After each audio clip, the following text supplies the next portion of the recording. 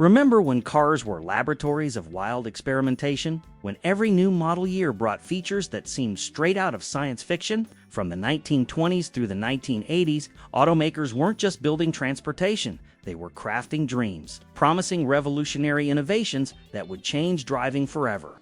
Today, we're exploring 20 car innovations that captivated America but couldn't stand the test of time.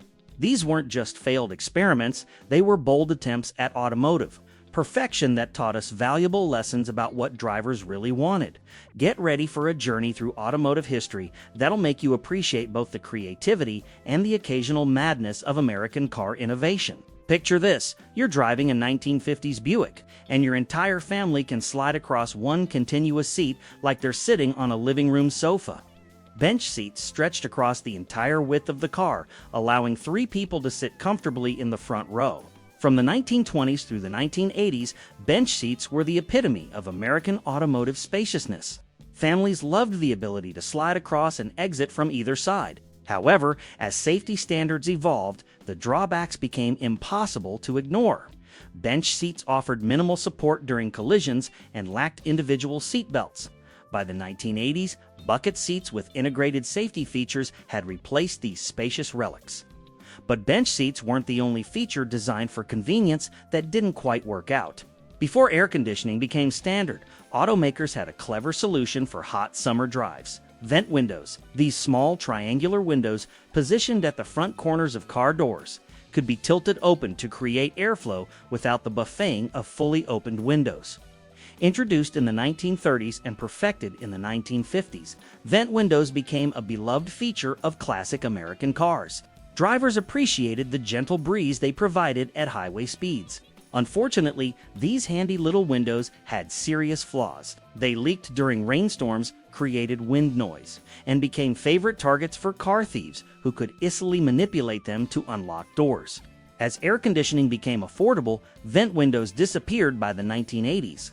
Speaking of features that seemed practical but caused problems, let's talk about something that was once in every car. Every car manufactured from the 1920s through the 1980s came equipped with multiple ashtrays in the dashboard, doors, and center console. At a time when smoking was socially accepted, these seemed like essential features. Ashtrays weren't just practical, they were often beautifully designed, featuring chrome accents and spring-loaded mechanisms. Some luxury cars had ashtrays that lit up or featured automatic closing mechanisms. However, as health awareness increased and smoking rates declined, ashtrays became fire hazards and unpleasant reminders of unhealthy habits. By the 1990s, automakers began replacing them with cup holders and storage compartments. If you're enjoying this journey through automotive history, make sure to subscribe to Vintage America Tales for more stories of American innovation. And speaking of entertainment in cars, our next innovation was truly ahead of its time. In the 1950s, some luxury cars offered what seemed like the ultimate in mobile entertainment, built-in record players. Companies like Chrysler and RCA collaborated to create systems that could play 45 RPM records while driving. The concept was revolutionary. Imagine cruising down Route 66 while listening to your favorite Elvis or Chuck Berry records. These systems represented the cutting edge of automotive luxury. But reality quickly shattered the dream. Road vibrations caused needles to skip constantly, creating an unlistenable experience. The players were bulky, expensive, and dangerous. Changing records while driving required taking attention off the road. By the 1960s, 8-track tapes offered a more practical solution. From entertainment to aesthetics, car designers were always looking for ways to make vehicles more appealing. Named after the elegant horse-drawn carriages of 18th century Germany, Landau Bars were decorative metal strips that gave cars the appearance of convertible tops, even when they had fixed roofs. These ornamental features became popular status symbols in the 1920s and 1930s. Landau Bars were pure styling, designed to evoke luxury and old-world elegance. They appeared on everything from Cadillacs to Lincolns, suggesting sophistication. The problem was obvious. They served no functional purpose whatsoever. These decorative elements added weight, collected dirt, were prone to rust, and often broke off. As consumers became more practical, Landau bars disappeared, replaced by features like sunroofs that actually provided benefits. Functionality versus style was a constant battle in automotive design, as our next innovation demonstrates. In the 1930s, automakers moved the gear shifter from the floor to the steering column, creating space for a third passenger in the front seat. Column shifters became standard in American cars through the 1950s, representing practical, family-focused design. These shifters made perfect sense for large family sedans and trucks. They maximized seating capacity and created a cleaner interior appearance. Many drivers appreciated the straightforward operation and the extra room they provided. However, column shifters lacked the precision of floor-mounted units, making gear selection less accurate and sometimes frustrating. The linkage mechanisms were complex and prone to wear. As performance became more important and sports cars gained popularity, floor shifters returned, offering better control and a more engaging driving experience. From interior innovations to exterior accessories, car designers were constantly experimenting.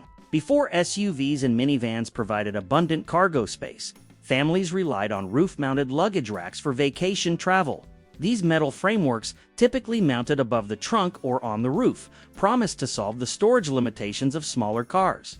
Luggage racks were essential for family road trips in the 1950s and 1960s. When car trunks were often inadequate for extended travel, they represented the spirit of adventure and family exploration that defined American travel culture. But these racks created significant problems. They dramatically increased wind resistance, reducing fuel economy. Improperly secured luggage could become dangerous projectiles. The racks themselves were prone to rust and damage, requiring constant maintenance. As car designs improved and interior storage increased, external luggage racks became unnecessary relics. Technology was also making its way into cars, sometimes with mixed results. In 1946, Bell System introduced the first car phones in St. Louis, Missouri. These mobile communication devices weighed around 80 pounds and required significant installation, but they represented the future of connected driving. Car phones were status symbols for business professionals who needed constant communication. They promised to revolutionize how people conducted business while traveling, making every car a mobile office. The reality was less impressive. The phones were enormous, expensive, and unreliable. Limited channel availability meant frequent busy signals. Installation costs were prohibitive for most consumers. Safety concerns arose as drivers struggled to use these bulky devices while maintaining control of their vehicles. By the 1990s, compact handheld cell phones had made car phones obsolete. From communication to decoration, cars were becoming more elaborate in unexpected ways. From the 1920s through the 1960s, hood ornaments were automotive jewelry, elaborate sculptures that identified brands and conveyed luxury. Rolls-Royce's Spirit of Ecstasy, Cadillac's Winged Figures, and Packard's Pelican became iconic symbols of automotive artistry. These ornaments weren't just decorative, they were brand ambassadors, immediately identifying a car's manufacturer from a distance. They represented an era when cars were considered works of art, not just transportation appliances. However, hood ornaments became safety hazards, potentially injuring pedestrians in accidents. They were also theft magnets and prone to damage. As automotive design evolved toward aerodynamic efficiency and safety regulations tightened, these elaborate sculptures disappeared, replaced by simple, integrated logos. Innovation wasn't limited to decoration. It extended to fundamental car features like lighting. Pop-up headlights first appeared on the 1936 Cord 810, but they reached their peak popularity in the 1980s and 1990s.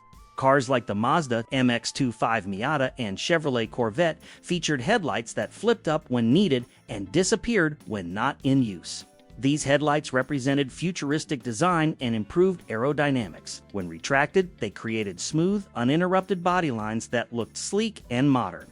They became synonymous with sports cars and automotive sophistication. The mechanical complexity proved their downfall. Motors failed, leaving drivers with non-functional headlights.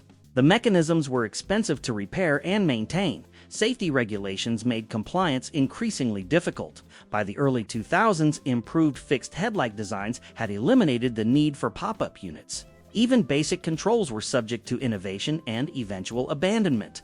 Introduced in the 1920s, floor dimmer switches allowed drivers to change between high and low beam headlights, using their foot, keeping hands on the steering wheel for safety. This innovation became standard in American cars through the 1950s.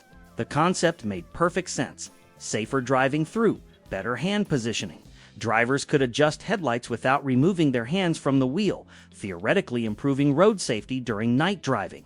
Unfortunately, floor-mounted switches were exposed to moisture, dirt, and salt, causing frequent failures. They wore out quickly under constant foot pressure. By the 1980s, steering column-mounted switches proved more reliable and allowed for additional lighting controls, ending the era of foot-operated dimmer switches. Style trends in automotive design could be just as problematic as functional innovations. In the 1960s and 1970s, vinyl roofs became a popular way to give cars a convertible appearance without the cost and complexity of actual convertible mechanisms. Made from polyvinyl chloride, these fake convertible tops appeared on everything from Ford Thunderbirds to Cadillac Eldorados. Vinyl roofs offered luxury styling at an affordable price. They created visual interest and suggested sophistication, making standard hardtop cars appear more expensive and exclusive. The material couldn't withstand weather exposure. Vinyl cracked, faded, and peeled, often trapping moisture that caused rust in the underlying metal. Maintenance was constant and expensive. By the 1980s, improved paint technology and clear-coat finishes provided better-looking, longer-lasting alternatives.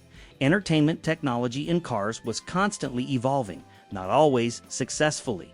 Developed by Bill Lear of Learjet Corporation in partnership with Ford and RCA, 8-track tapes promised continuous music without the need to flip sides. Introduced in the mid-1960s, they became the standard for automotive entertainment through the 1970s. 8-track tapes solved the problem of interrupted listening that plagued earlier formats. Drivers could enjoy uninterrupted music during long trips, making road travel more enjoyable and entertaining. However, the format had serious flaws. Tapes frequently jammed, sound quality degraded over time, and the track switching mechanism created annoying clicking sounds. The tapes were also bulky and expensive. When compact cassettes offered better sound quality and portability in the early 1980s, the 8-tracks quickly disappeared. Safety innovations sometimes created more problems than they solved. Introduced in the late 1980s, automatic seat belts moved into position when car doors closed, eliminating manual buckling. This innovation aimed to increase seatbelt usage among Americans who frequently forgot to buckle up. The concept addressed low seatbelt usage rates. Automatic systems promised to save lives by ensuring passengers were always secured. The execution was flawed. These systems only secured the upper body, requiring manual fastening of lap belts that many users ignored. This created dangerous situations where passengers could suffer severe neck injuries. The mechanisms frequently malfunctioned, and airbags proved more effective, leading to abandonment by the mid-1990s. What's the most unusual car feature you remember from your childhood? Share your memories in the comments. Design trends could be just as short-lived as technological innovations.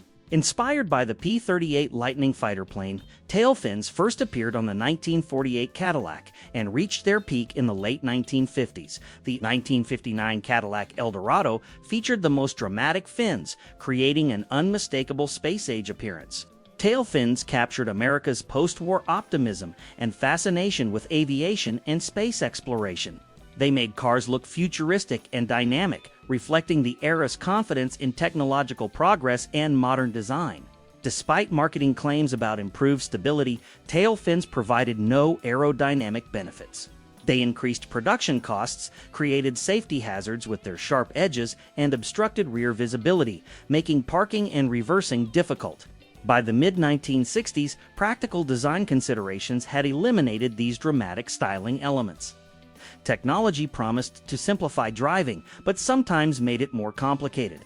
Chrysler introduced push-button transmissions in 1956, replacing traditional gear levers with dashboard-mounted buttons. This system promised easier gear selection and a more modern, space-age driving experience. The buttons looked futuristic and freed up interior space previously occupied by floor or column shifters. They represented the cutting edge of automotive technology and appealed to consumers fascinated by push-button convenience. Electrical systems of the era couldn't handle the complexity reliably. Buttons frequently failed, fuses blew regularly, and drivers accustomed to traditional shifters found the system confusing. Mechanical linkages proved more reliable than electrical systems, leading to the abandonment of push-button transmissions by the early 1960s. Even tire design was subject to fashion trends that didn't last. Whitewall tires, featuring white rubber sidewalls created by adding zinc oxide, became symbols of luxury and style from the 1930s through the 1960s. They appeared on everything from Cadillacs to Corvettes, representing automotive elegance. These tires were initially more durable than all-black alternatives due to the zinc oxide additive. They created visual contrast that enhanced a car's appearance and suggested the owner's attention to style and detail. Maintaining white sidewalls was nearly impossible. They showed every speck of dirt and required constant cleaning.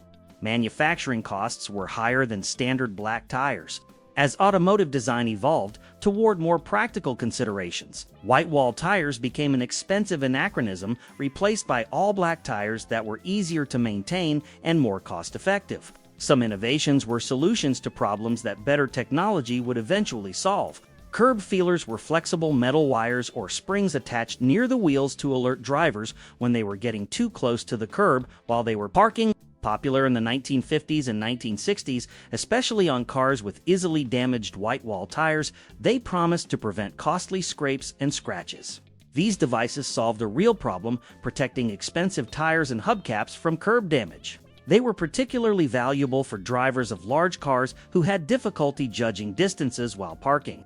Curb feelers were noisy, embarrassing, and prone to breakage. They created scraping sounds that announced parking difficulties to everyone nearby. The devices themselves required frequent replacement and adjustment. Modern parking sensors and backup cameras provide more accurate and dignified assistance, making curb feelers obsolete. Convertible alternatives never quite captured the real thing. T-tops, featuring two removable roof panels with a central structural bar, promise the open-air experience of convertibles with the structural integrity of hardtops. Popular in the 1970s and 1980s on cars like the Chevrolet Corvette and Pontiac Firebird, they seemed like the perfect compromise. T-tops offered versatility. Drivers could enjoy open-air motoring when desired while maintaining structural rigidity and security when needed. They were less expensive than full convertible mechanisms and provided a distinctive appearance. The reality was problematic. T-tops leaked frequently, causing water damage and rust. Removing and storing the panels was inconvenient and required secure storage space. The central bar limited the open-air experience compared to true convertibles. Improved sunroof and panoramic roof technology eventually provided better solutions.